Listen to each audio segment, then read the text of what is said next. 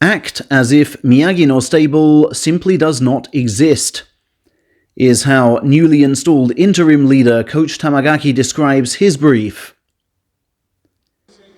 The wrestlers under his charge will, throughout their time in Osaka over the next few weeks, be banned from leaving the stable except for doctor's appointments and specially permitted shopping trips, banned from eating out with patrons or friends, and banned from holding a tournament after-party. Furthermore, no patrons or friends will be allowed into the stable to watch morning practice. That message has been posted on the front doors in both Japanese and English. Yes, I'm sure it sounds harsh, Tamagaki told the gathered press, but we are in serious times. This is a real test for the stable. If anyone causes a further problem now, I'm out, they're out, and the stable will cease to exist. Every wrestler must be responsible with the actions they take. This, of course, despite none of them being at fault for the Hokuseiho scandal, as several passionate Japanese fans have sought to remind the association via their inquiries inbox. As for the stable's overall future, Coach Tamagaki says, I hope these boys can be kept together as they actually seem a good bunch, but sumo bosses and compliance chiefs may well rule harshly in the other direction. That suggests, contrary to what we'd thought, that the Isegahama group will not decide on Miyagino Stable's future alone. But even if it does, given the posse of coaches within who are lukewarm towards ex-Hakuho, I'm not sure it will keep the stable intact. Coach Miyagino, meanwhile, has seemingly declared himself unbound by curfews and has been spotted going out. The wrestlers of his who've been interviewed, most prominently Enho, have professed their enduring love for him. And his allies in the media have been saying this. Popular daytime TV host Seiji Miyane, a patron of Mitake Umi, has said, violence seems to be a problem across the sumo association.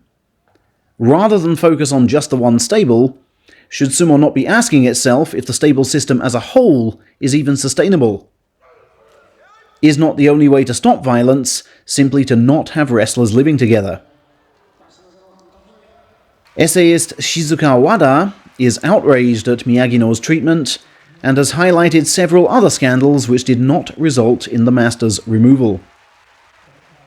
She has also reminded sumo chiefs of the way their own staff have bullied their juniors and resultant government censure, thereby accusing them of double standards, especially as one of the bullies was cleared to return to his post. Journalist Shoko Sato, meanwhile, has queried why sumo suits have not said sorry for Hokuseiho's actions, given he is employed by them and not by Miyagino Stable.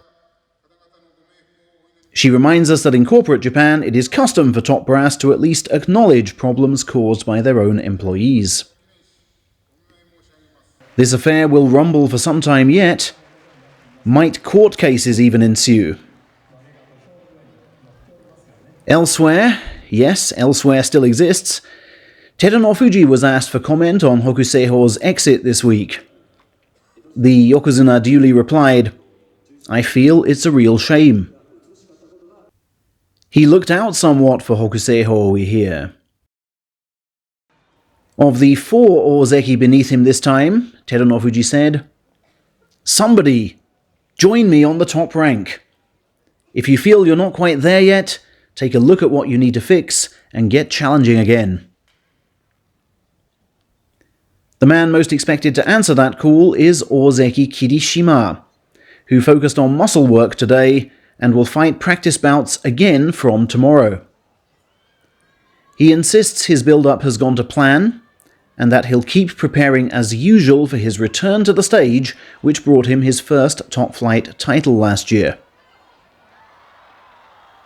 New Ozeki Kotonowaka has apparently fixed his promotion party for September 29th. Until then, though, there's much work to do merely to keep the rank. Waka went 13-3 against colleague Hokuseiho today. The two had been slowly upping their bout count prior to their Osaka arrival. There's no point just leaping into things, so I'll be tuning up gradually, Kotonowaka said. It will get harder in the upcoming days, as other top men will be visiting here for a decent session or two. He insists he's not as tired as he thought he'd be in the wake of all his extra engagements. Slightly lower down the chart is buoyant Onosato, who's been toasting a 10-rung rise as reward for an 11-win top-flight debut. "Geesh, never thought I'd be rising this far," he said with his trademark public smile. "My fixture card will be crammed with top-level opponents, so I'm clearly going to learn a lot, winning score or not. And how far I've come since this time last year, when I hadn't even debuted and came to Osaka with a freshly shaven head." He still won't be sporting a top knot this time, but Hakuoho will. The only remotely positive news to come out of Miyagino of late. "It suits me more than I thought, you know," Hakuoho told the press 2 days ago. "I look just like the sumo heroes I used to watch on TV. Now my hair is properly tied, I don't need to worry about it when training, and can maybe concentrate more." And asked if he'd been affected by current stable turmoil, he said, "Just as colleague Enho did. I've simply got to do what I normally do, and have done the proper training for sure." Now his newer stablemate, Kanato Matsui, is seeking to make his professional bow subject to a medical as one of 27 newcomers this time. But that is the lowest number of men ever to apply to debut in March, which always sees bigger numbers as it is graduation season. To be precise, lowest number ever means under the current system introduced 51 years ago, which states that every sumo applicant must have finished junior high.